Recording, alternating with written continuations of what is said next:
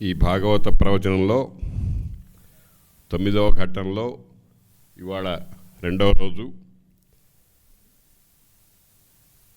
దీంట్లో నిన్న బ్రహ్మ నారద సంవాదంలో ఇంకా కొంచెం మిగిలిపోయినటువంటి భాగాన్ని చూస్తున్నాం. మనకు సాధారణంగా 2 పక్షాలు, ఒకటి జ్ఞానపక్షము, ఇంకొకటి అజ్ఞానపక్షము. ఒకటి సవికల్పకమైన ప్రపంచము, రెండవది నిర్వికల్పకమైన ఆత్మతత్వము. ఈ రెండింటిలో సవికల్ప ప్రపంచాన్ని వేదాంత శాస్త్రం అవిద్య అంటుంది. అయితే ఈ అవిద్య అనేటువంటి దాంట్లో సర్వము ఉన్నాయి. అంటే వేదాదులు, పురాణాలు, ఇతిహాసాలు మొదలైనవన్నీ కూడా. వీటినన్నిటినీ చాలా జాగ్రత్తగా అనుశీలించుకుంటూ మృత్యువును తరించాలి అన్నారు. అవిద్యయా మృత్యుం తీర్త్వా, అవిద్య చేత మృత్యువును తరించి. అంటే ఇదంతా కూడా అవిద్యా భాగం అంతా కూడా మృత్యు తరణానికి మనకు పనికొస్తుంది. మృత్యు అంటే ఇక్కడ సనత్సుజాతుల వారు భారతంలో చెప్పినట్టుగా ప్రమాదం వై మృత్యురహం బ్రవీమి అంటారు.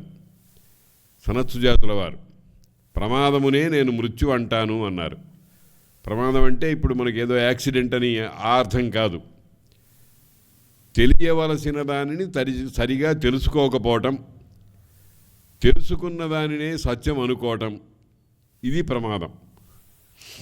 అటువంటి ప్రమాదాన్నే మృత్యువు అన్నారు. ఆ మృత్యువును తరించాలి అని అంటే అవిద్య సహాయం కావాలి మనకి. అవిద్యయా మృత్యుం తీర్త్వా, ఆ అవిద్యతో మృత్యువును తరించి విద్యయా అమృతమశ్నుతే, విద్య అనే దాంతో అమృతాన్ని పొందుతాడు అని ఉపనిషద్వాక్యం. కాబట్టి మనకు భాగవతాది మహాగ్రంథాలన్నీ ఏం చేస్తాయి అంటే అవిద్యా తత్వాన్నంతటినీ కూడా మనకు నిరూపించి దానిని ఎలా దాటుకోవాలో చెప్పి ఆ తరువాత ఉండేటువంటి పరమాత్మతత్వాన్ని ప్రకాశింపజేస్తూ ఉంటాయి. అందుకని దానికి కొన్ని మార్గాలు, దానికి కొన్ని ఏర్పాట్లు ప్రాచీన మహర్షులు, సనాతనులైనటువంటి మహర్షులు, భగవద్ అవతార రూపులైనటువంటి వాళ్ళు ఏర్పాటు చేశారు.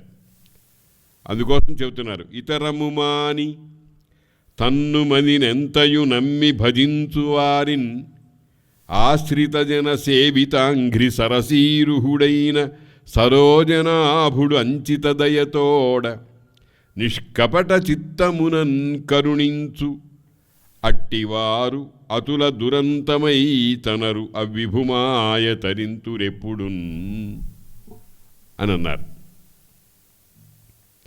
ఇతరము మాని, ఇతరము అంటే మరి ఒకటి, వేరైనది అని అర్థం. దేనికంటే వేరైనది అనే ప్రశ్న వస్తుంది. ఇతరము అనేటువంటిది భగవంతుడి కంటే, పరమాత్మ కంటే వేరైనది అనే అర్థంలో పర్యవసిస్తుంది.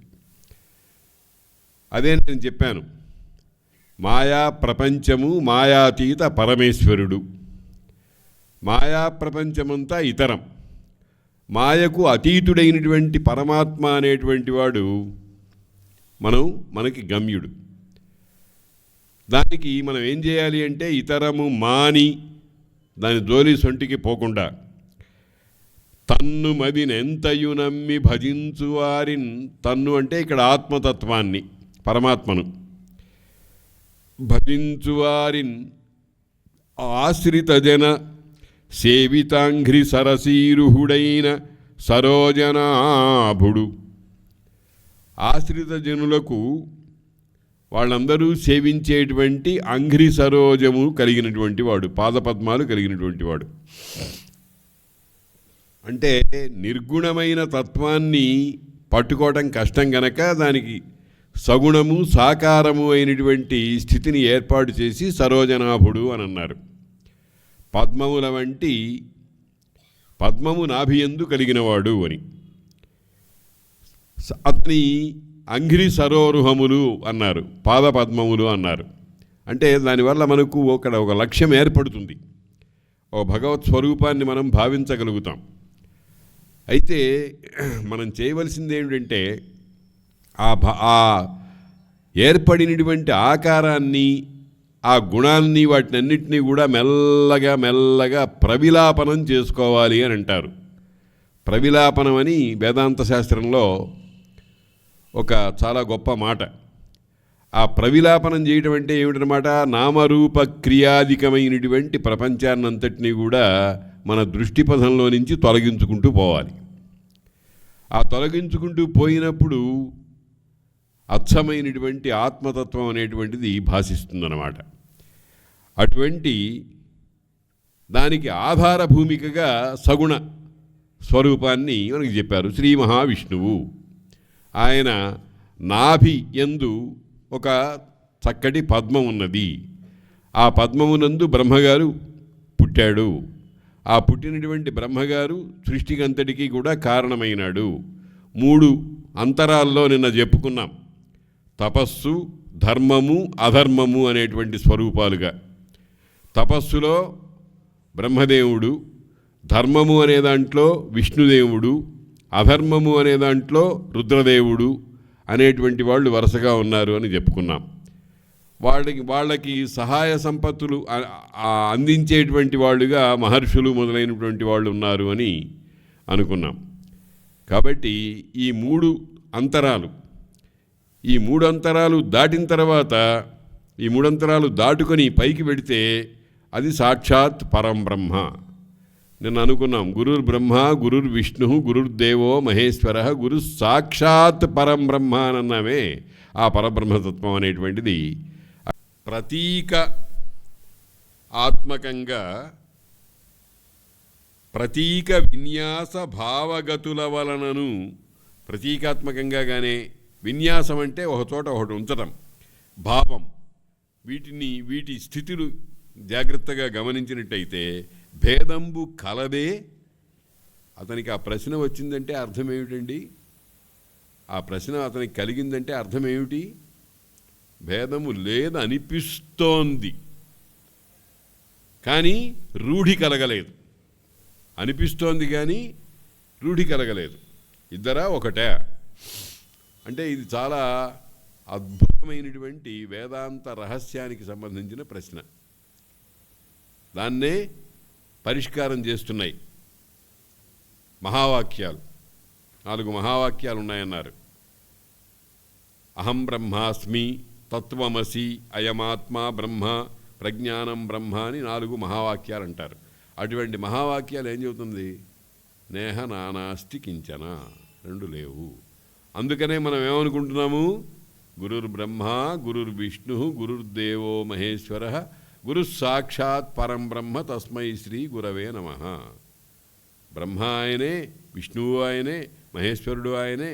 వీళ్ళ ముగ్గురికి ఆధారభూతమైనటువంటి పరబ్రహ్మ కూడా గురువే. వాడు గురువే అంటే ఏమైంది? ఒక్కటే మిగిలింది. కాబట్టి ఏకం సత్, ఉన్నది ఒక్కటే, దాని పేరు సత్ అంటారు. అది ఆ స్ఫూర్తి వచ్చేట్టుగా ప్రశ్న వేశాడు. ఇది చాలా లోతైనటువంటి గంభీరమైనటువంటి ప్రశ్న. ప్రతీక విన్యాస భావగతులను పద్మాక్షునకును, పద్మాక్షుడు అంటే శ్రీమన్నారాయణుడు, నళినజునకును, పద్మంలో పుట్టినటువంటి వాడు ఈయన, పద్మము కన్నుగా ఉన్నవాడు ఆయన, పద్మంలో పుట్టినవాడు ఈయన. వీళ్ళిద్దరికీ కూడా భేదము ఉందా? భేదంబు కలదే చెప్పుమా అని ఇందాక చెప్పాను కదా. పరిప్రశ్నలో వినయము, విధేయత, తెలుసుకోవాలి అనేటువంటి జిజ్ఞాస గాఢంగా ఉంది అనేటువంటి భావం అవతలవాడికి ప్రస్ఫుటమయ్యేట్టుగా మాట్లాడటం మొదలైన లక్షణాలు ఉన్నాయి. అందుకనే అతి దయాసాంద్ర యోగి కులాబ్ధి చంద్ర అని 2 సంబోధనలు వేశాడు. ఆ సంబోధనల చేత నాకు దీన్ని తెలుసుకోవాలి అనేటువంటి కాంక్ష అపరిమితంగా ఉంది. అంతేకాదు నీవు చెప్పగలవు అనేటువంటి విశ్వాసం కూడా నిండుగా ఉంది. అందుకనే అడుగుతున్నాడు, అతి గుణ అతి దయా సాంద్ర అని అనడంలో నీకు దయ ఉంది అంటే అర్థం ఏమిటనమాట, చెప్పగలిగిన సామర్థ్యం నీకు ఉంది అని దాన్ని ఆ సంబోధనలతో అభివ్యక్తం చేస్తున్నారు అనమాట. ఇది ఒక ప్రశ్న అండి. ఇదే అసలు ప్రశ్న. అంటే దీనికి సమాధానమే భాగవతం. ఇది చాలా బేసిక్ ప్రశ్న, చాలా ప్రాథమికమైనటువంటి అతి ముఖ్యమైనటువంటి మొత్తం వేదాంత శాస్త్రానికి అంతటికీ సంబంధించినటువంటి ఆయువు పట్టనదగినటువంటి ప్రశ్న. ఏమిటా ప్రశ్న? భగవంతుడికి సృష్టికి ఐక్యమా భిన్నత్వమా? నారాయణుడికి బ్రహ్మకు అంటే అర్థం అదే. ఏ తత్వాన్ని బ్రహ్మ అంటున్నామో ఆ తత్వమే అహం, నేను. ఆ నేను అనేటువంటిది ఒక్కటే కానీ అనేకం కాదు. కాబట్టి అతి ప్రాథమికమైనటువంటి ప్రశ్న, అతి ప్రధానమైన ప్రశ్న. ఈ ప్రశ్నకు సమాధానం చెబితే అన్ని వేద రహస్యాలు, వేదాంత రహస్యాలు మనకు తెలిసినట్టే. అటువంటి ప్రశ్న అడిగాడు. అందుకనే ప్రశ్న అడిగేటువంటి వాడు చాలా చాలా గొప్ప స్థాయి కలిగినటువంటి వాడు కావాలి. ఆ ప్రశ్న, అందుకనే వేదంలో భాగాలను ప్రశ్నలు అంటారు. ప్రథమ ప్రశ్న, ద్వితీయ ప్రశ్న అని అంటుంటారు. ప్రశ్న అంటే ఏమిటి? జిజ్ఞాస, ప్రష్టుమిచ్చ, అడగాలి అనేటువంటి కోరిక. దాన్ని ప్రశ్న అని అంటారు. అనుయోగము అని కూడా అంటారు. ప్రశ్నోనుయోగ పృచ్ఛాచ అని అమరకోశం. ప్రశ్న అని, అనుయోగమని, పృచ్ఛ అని అంటూ ఉంటారు. ఆ పృచ్ఛ అడిగేటువంటి వాడికి బేస్ చాలా ఉండాలి.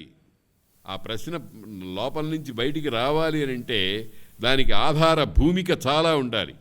ఆ భూమిక కోసం ప్రథమ స్కంధం అంతా అయింది. ద్వితీయ స్కంధంలో దాదాపు 220 పద్యాలు అయినాయి. అటువంటి ప్రశ్న అడిగాడు. ఈ మిగిలిన భాగవత భాగం అంతా ప్రధానంగా ఈ ప్రశ్నకు సమాధాన రూపంగానే ఉంటుంది. అయితే అతని ప్రశ్న అక్కడికి ఉపసంహృతం కాలేదు, ఫుల్ స్టాప్ కాదు, కామాయే అంటున్నాడు. మరియును భూతేశ్వరుండైన సర్వేశ్వరుండు ఉత్పత్తి స్థితి లయ కారణంబైన తన మాయను విడిచి మాయా నియామకుండై ఏ ప్రదేశంబుల శయనంబు చేసే అదియునుంగాక పురుషావయవంబులచే పూర్వకాలంబున లోకపాల సమేతంబులైన లోకంబులు కల్పితంబులయ్యననియు లోకంబులు పురుషావయవంబులనియు చెప్పంబడియే వెనకాల చెప్పాడు. ఏ లోకము భగవంతుని ఏ భాగము అనేటువంటిది ఇదివరకు వివరించారు. పురుషావయవంబులచే ఆయన ఏం చేశాట? మొట్టమొదటిగా ఉత్పత్తి స్థితి లయకారణంబైనది తనలో నుంచి ఒక లక్షణం బయటికి వచ్చిందిట. దాని పేరే మాయా అన్నారు. మాయా అనేటువంటిది మనం అందరం అంటూ ఉంటాం. ఐంద్రజాలికుడు, ఇంద్రజాలం చేసేటువంటి వాడు, మనం చూస్తూ ఉండగా ఒక చిన్న విత్తనం లాంటిది అక్కడ పాతి పెడతాడు. గబగబగబా దాంట్లో నుంచి చెట్లు, కొమ్మలు, రెమ్మలు, ఆకులు మొదలైనవన్నీ వచ్చేట్టు చేస్తాడు. మనం చూస్తూ ఉండగానే 1-2 నిమిషాల్లోనే దానికి ఒక పండు కూడా ఇస్తాడు. ఆ పండు తీసి మనకి చేతిలో పెడతాడు. ఇది ఎట్లా సాధ్యమవుతుంది? ఇదంతా కనికట్టు అంటారు.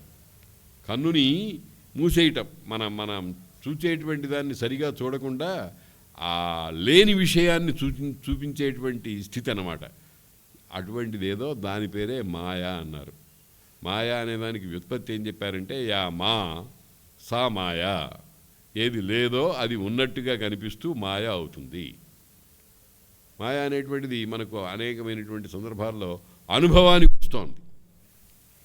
వస్తోంది.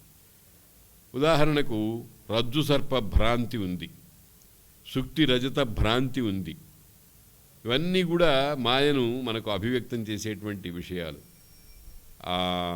త్రాడు కొంచెం చీకటి అటు ఇటుగా ఉన్న సందర్భంలో ఒక త్రాడు అట్ట వంకర వంటింకరగా పడుంటే దాన్ని పాము అనుకున్నాం.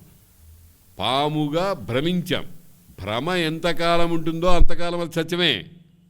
కాబట్టే ఆ పామును చూచి మనకు కంపము, రోమాంచము, గాద్గజ్యము, వైశ్వర్యము మొదలైన భావాలన్నీ వస్తున్నాయి. వణికిపోతున్నాం. నోట్లో నుంచి మాట పెగిలి రావటం లేదు. కింద పడిపోతున్నాం. ఏమవుతోందో ఏదో అయిపోతుందో అనుకున్నాం. వచ్చేసింది, కరిచేసింది, చంపేసింది, ఇంకేముంది, అయిపోయింది.